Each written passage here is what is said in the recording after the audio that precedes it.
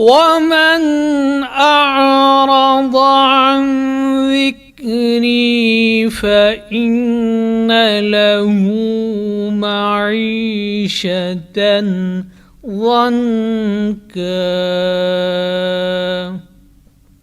اسلامی مالیات ایک ایسا پروگرام جس میں آپ جان سکیں گے اسلامی مالیات کے اسرار و رموز، تاریخ، نظریہ اور عملی مسائل اور ان کا حل۔ اسلامی مالیات جناب محمد ایوب کے ساتھ، پروڈیوسر ندا نعیم، پیشکش رفا انسٹیٹیوٹ آف میڈیا سائنسز۔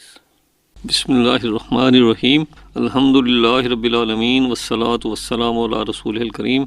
سامعین، اسلامی مالیاتی نامی کتاب کے تعارفی پروگرام کے ساتھ ہم پھر حاضر ہیں، اور آج ہم اس کتاب کے 15ویں چیپٹر کے بارے میں بات کریں گے، جس کا عنوان ہے سکوک اور سیکورٹائزیشن، یعنی اسلامک کیپٹل مارکیٹ جو ہے اس کے مختلف انسٹرومنٹس کے حوالے سے اس چیپٹر میں بات کی گئی ہے۔ اور جس طرح ہم نے دیکھا کہ کتاب میں پہلے ہم نے کچھ بنیادی اصول بتائے، پھر اس کے بعد مختلف موڈز پر بات ہوئی، پھر ایک چیپٹر اوورآل اس پہ تھا جو پچھلے پروگرام میں تھا کہ ان کی اپلیکیشن کیسے ہو۔ اب ایک اہم ترین جو سیکٹر یا سب سیکٹر ہے اسلامک فائنانس کا، وہ ہے Islamic capital market. Capital market ایسی مارکیٹ ہے جہاں سرمایے اور سرمایے کے جو انسٹرومنٹ ہیں ان کی لین دین، ان کی سیل پرچیز ہوتی ہے۔ اس میں عام طور پر کہا جاتا ہے کہ ایسے انسٹرومنٹ جن کی مدت 1 سال سے زیادہ ہو وہ کیپٹل مارکیٹ میں آتے ہیں، اور جو کم مدت کے ہوں ان کو منی مارکیٹ آتے ہیں۔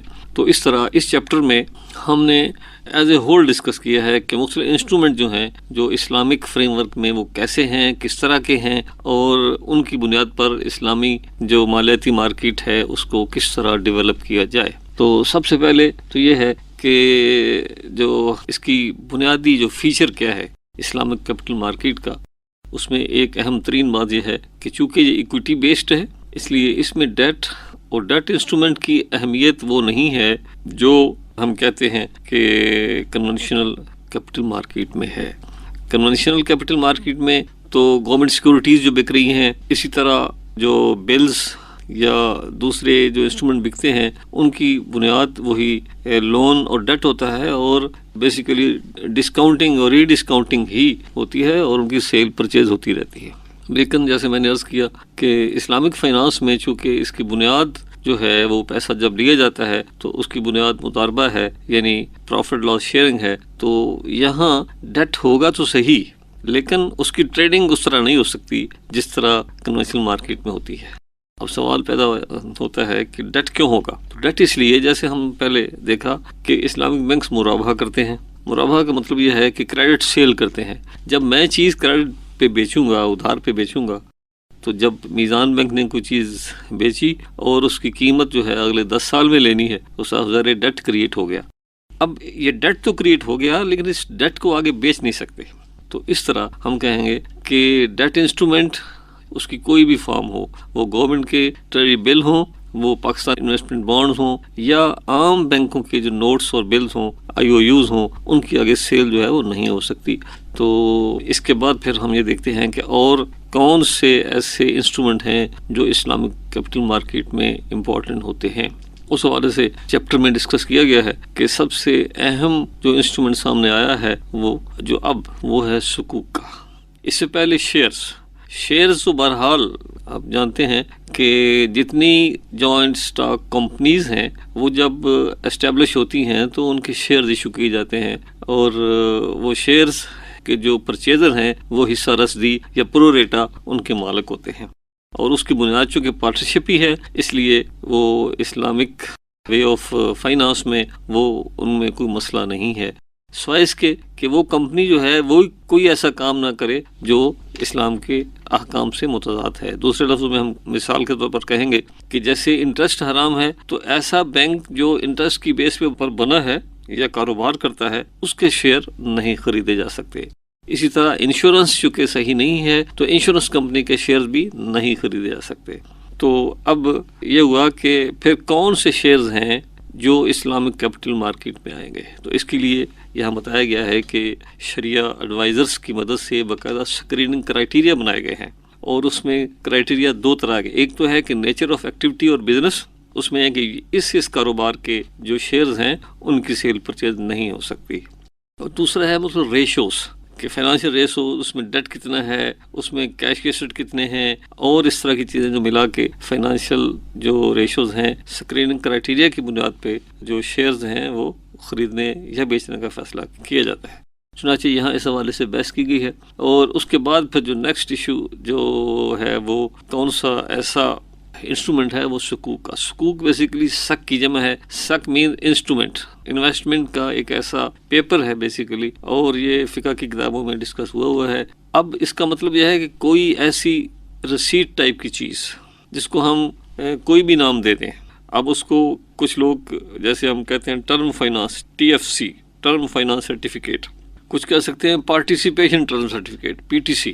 اب کچھ ہے اجارہ سکوک، کچھ ہے جی مرابحہ سکوک، مداربہ سکوک. سکوک بیسیکلی مین سک کی جمع، جیسے میں نے عرض کیا کہ ایسے انسٹرومنٹ ہیں جو بیسیکلی نشاندہی کر رہے ہوتے ہیں اس اونرشپ کی جس کی بنیاد پر وہ جاری کیے گئے ہیں. مثال کے طور پر ہم بات کرتے ہیں کہ موٹر وے سکوک جو گورنمنٹ آف پاکستان نے 2005 میں جاری کیے. یہ کیا تھے؟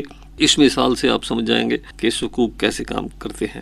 اب یہ ہے کہ حکومت پاکستان کے پاس جو موٹر وے M2 یعنی لاہور اسلام آباد کا جو پورشن ہے، یہ ایک ادارے کو بیچا، اور اب اونرشپ جو ہے اس ادارے کے پاس آ گئی. انہوں نے اس کے عوض یا اس کی بنیاد پر بہت سارے سکوک جاری کر دیے جو بینکوں نے، اسلامی بینکوں نے خرید لیے. اب وہ پیسہ جو تھا وہ گورنمنٹ یوز کر رہی ہے، اور اب گورنمنٹ نے بیسیکلی پھر وہ لیز پہ لے لیا، موٹر وے لیز پہ لی نیشنل ہائی وے اتھارٹی کی تھرو. اب گورنمنٹ اس کو یوز کر رہی ہے، اور یوز کرنے کا جو کرایہ دے رہی ہے لیز رینٹل جیسے ہوتا ہے.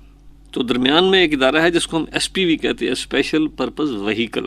تو SPV وہ رینٹل لے کے آگے سکوک ہولڈر کو دے رہا ہے. تو اس طرح یہ ہم کہیں گے کہ سکوک یا جو شک کا ایک لفظ ہے، یہ ایسے انسٹرومنٹ ہیں جو اپنے جو انڈر لائنگ ایسٹ کی اونرشپ کی بنیاد پر جاری کیے جاتے ہیں، اور پھر اس پروجیکٹ سے جو انکم ہوتی ہے وہ انکم سکوک ہولڈر میں تقسیم کر دی جاتی ہے.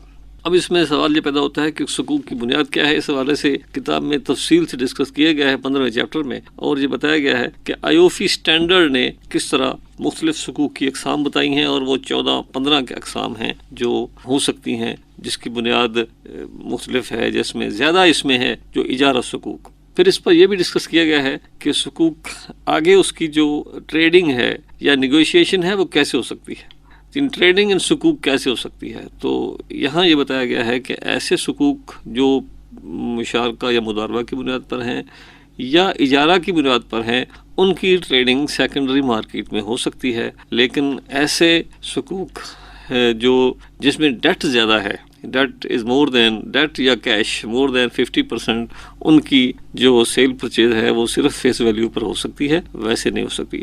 تو اس طرح تفصیل سے جو اس میں ذکر کیا گیا ہے کہ یہ سکوک کیسے ہوتے ہیں اور اس کا جو سسٹم ہے وہ کیسے ہے. اب ایک اہم بات جو ہے وہ اس میں ڈسکس کی گئی ہے کہ کچھ عرصہ پہلے IOFI کا جو شریعہ بورڈ ہے، اس میں مولانا Taqi Usmani being chairman of the board, یہ انہوں نے اعلان کیا کہ اس وقت جو سکوک ایشو کیے گئے ہیں ان کی میجورٹی جو شریعہ کمپلائنٹ نہیں ہے دنیا میں جتنے سکوک ایشو کیے گئے ہیں. اور وجہ اس کی یہ ہے کہ سکوک جو جیسا میں نے عرض کیا بنیادی طور پر یہ سارے جو ہیں ان کی بنیاد مداربہ ہے، لیکن پریکٹیکلی ان کو ڈیٹ انسٹرومنٹ بنا دیا گیا ہے. اور اس وقت جو ملٹی نیشنل فائنانس گروپس ہیں جیسے اسٹینڈ چارٹ ہے، سٹی ہے یا دوسرے گروپ ہیں، وہ ان کو یہی ٹریٹ کر رہے ہیں کہ یہ ڈیٹ ہی ہیں. اور وجہ اس کی کیا ہے کہ خود جو اسلامک بینکس اور اسلامک فائنانشیل انجینئرز ہیں انہوں نے اس کو اس فارم پہ آگے اپلائی کیا کہ یہ ڈیٹ بن گیا ہے، اور یہ کیپٹل کو گارنٹی بھی کر رہا ہے اور پروفٹ کو بھی گارنٹی کر رہا ہے. یہ چیز جو ہے یہ بنیادی روح کے خلاف ہے. تو اس لیے اس میں جو ضرورت سمر کی ہے کہ شرعی ایڈوائزر ہر ایشو کے پیچھے، ہر فلوٹیشن کے پیچھے جو شرعی ایڈوائزر ہوتا ہے اس کی ذمہ داری ہے کہ وہ اس کو دیکھے کہ آیا وہ اصول اس کے میں کہیں ایسا تو نہیں ہے کہ ان پر امپلیمنٹ نہیں کیا جا رہا. تو سب سے اہم بات جو ہے وہ یہ ہے کہ جو ایک ادارہ اپنا ایسٹ بیچتا ہے وہ پہلے سے یہ انڈرٹیکنگ یعنی پرومس کر لیتا ہے کہ 10 سال کے بعد ہم اتنی ہی قیمت پہ اس کو خرید لیں گے. حالانکہ 10 سال کے بعد اس ایسٹ کی کیا صورتحال ہوگی، اس کی ویلیو کیا ہوگی، تو یہ ساری چیزیں جو ہیں یہ تو فیوچر بتاتا ہے۔ تو اس طرح کچھ ایسی چیزیں ہیں جو اس میں ابھی قابل توجہ ہیں، تو اس پر بھی اس چیپٹر میں بحث کی گئی ہے۔ اس حوالے سے اس چیپٹر کی اہمیت بہت زیادہ ہے اس کے مطالعے کی، کہ اس وقت جو پچھلے 5-6 سالوں میں اسلامک بینکنگ اینڈ فائنانس کا جو ٹوٹل پورٹ فولیو ہے وہ پہلے چند 100 بلین تھا، اب ٹریلین یعنی 1.2 ٹریلین ہو چکا ہے، یعنی 1200 بلین کے قریب ہو چکا۔ تو وہ کیسے ہوا؟ اس کی بنیاد بیسیکلی یہ اس طرح کے حقوق اور انسٹرومنٹ ہیں جو ٹائم ٹو ٹائم مختلف حکومتیں اور کارپوریٹ سیکٹر جو ہے وہ جاری کرتا رہا ہے۔ تو چونکہ اسلامک فائنانس جو اس وقت ہو رہی ہے یا اسلامک بینکنگ جو اس وقت موجود ہے، اس کا اہم پارٹ یہ حقوق اور سیکورٹائزیشن ہے، اس لیے اس چیپٹر کو سمجھنا اور اس حوالے سے آگاہی حاصل کرنا اہم ہے۔ تو اس کے ساتھ ہی آج کا پروگرام ہمارا ختم ہوا۔ انشاءاللہ جو باقی جو 3 چیپٹر رہ گئے ہیں اس کے لیے ہم نیکسٹ پھر حاضر ہوں گے۔